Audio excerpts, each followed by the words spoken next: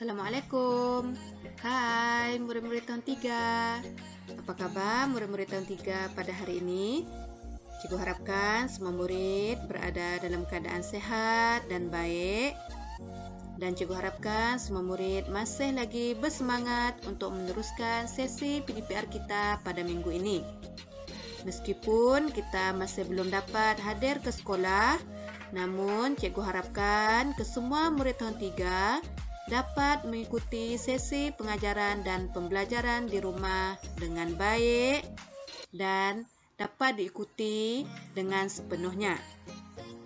Baiklah murid-murid, pada hari ini kita masih lagi melihat kepada topik yang ketiga, iaitu pecahan, perpuluhan dan peratus.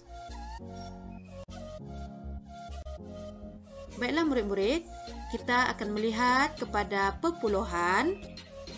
Jadi standard kandungan kita masih lagi melihat kepada 3.2 perpuluhan. Dan standard pembelajaran kita akan melihat kepada 3.2.4, iaitu menambah 2 perpuluhan, melibatkan hingga 2 tempat perpuluhan, hasil tambahnya sehingga sifar perpuluhan 99. Dan bagi objektif pembelajaran, cikgu harapkan pada akhir pembelajaran ini nanti, murid-murid tahun 3 akan dapat menambah sekurang-kurangnya 4 daripada 6 soalan melibatkan 2 perpuluhan dengan betul. Baiklah murid-murid, sebenarnya kemahiran ini telah kamu pelajari semasa minggu sebelum cuti. Namun, terdapat beberapa orang murid masih lagi memerlukan bimbingan. Jadi, cikgu harapkan di dalam video pengajaran ini, murid-murid akan dapat lebih memahami, kemudian menguasai bagi kemahiran menambah melibatkan 2 perpuluhan ini.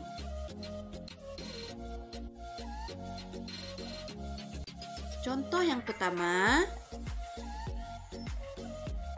sifar perpuluhan 23 tambah sifar perpuluhan 45 sama dengan.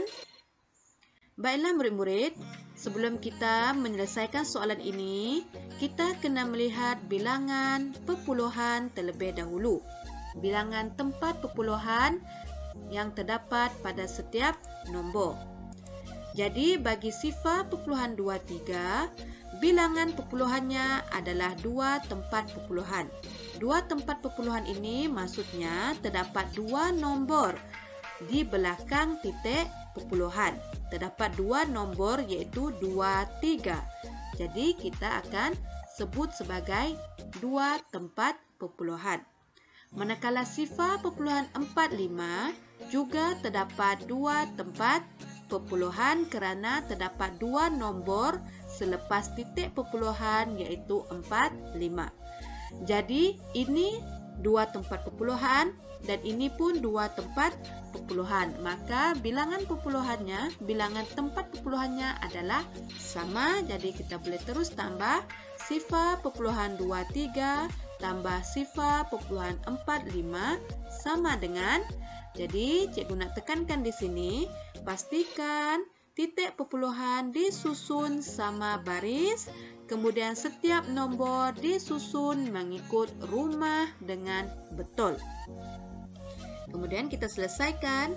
3 tambah 5 sama dengan 8, 2 tambah 4 sama dengan 6, kemudian titik perpuluhan, sifar tambah sifar sama dengan sifar. Jadi jawapannya adalah sifar perpuluhan 68. Seterusnya, contoh yang kedua, sifar perpuluhan 5 tambah sifar perpuluhan 4 sama dengan. Jadi, kita akan mulakan dengan sifar perpuluhan 5 terlebih dahulu, tambah sifar perpuluhan 4. Jadi, di sini bilangan tempat perpuluhannya juga adalah sama banyak. Sifar perpuluhan 5 mempunyai 1 tempat perpuluhan, sifar perpuluhan 4 juga mempunyai 1 tempat perpuluhan. Jadi, kita boleh terus tambah. 5 tambah 4 sama dengan 9. Titik perpuluhan sifar tambah sifar akan dapat sifar. Jadi jawabannya adalah sifar pepuluhan 9. Sekarang kita akan lihat kepada contoh yang ketiga. Sifar pepuluhan 16 tambah sifar pepuluhan 8 sama dengan. Jadi pastikan kita lihat kepada bilangan tempat pepuluhan. Jadi bagi nombor sifar pepuluhan 16 terdapat 2 tempat pepuluhan, manakala sifar pepuluhan 8 hanya terdapat 1 tempat pepuluhan. Maka di sini bilangan pepuluhannya tidak sama. Bilangan tempat pepuluhan tidak sama. Jadi selepas ini kita akan menambah sifar bagi 8 ini kita akan letak sifar. Okey, kita akan lihat seterusnya. Sifar pepuluhan 16 tambah sifar pepuluhan 8. Jadi di sini bilangan tempat pepuluhannya tidak sama banyak, maka kita akan letak sifar sendiri. Murid perlu letakkan sendiri sifar supaya kedua-dua nombor ini bilangan tempat pepuluhannya sama banyak. Yang ini 2 tempat pepuluhan dan sekarang yang ini pun 2 tempat pepuluhan. Sama dengan 6 tambah sifar akan dapat 6. 1 tambah 8 akan dapat 9. Titik pepuluhan sifar tambah sifar akan dapat sifar. Jadi jawapannya adalah sifar pepuluhan 96. Seterusnya kita lihat kepada contoh yang keempat. Sifar pepuluhan 4 tambah sifar pepuluhan 27 sama dengan. Jadi pastikan dulu bilangan tempat pepuluhan adalah sama banyak.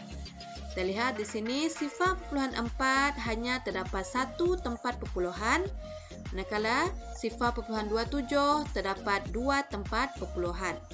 Jadi murid-murid perlu samakan bilangan tempat pepuluhannya. Jadi kita akan menyusun seperti ini. Sifar pepuluhan 4, maka kita akan menambah sendiri sifar di belakang 4 agar bilangan tempat pepuluhannya sama banyak. Tambah sifar pepuluhan 27 sama dengan sifar tambah 7 akan dapat 7, 4 tambah 2 akan dapat 6, titik pepuluhan sifar tambah sifar akan dapat sifar.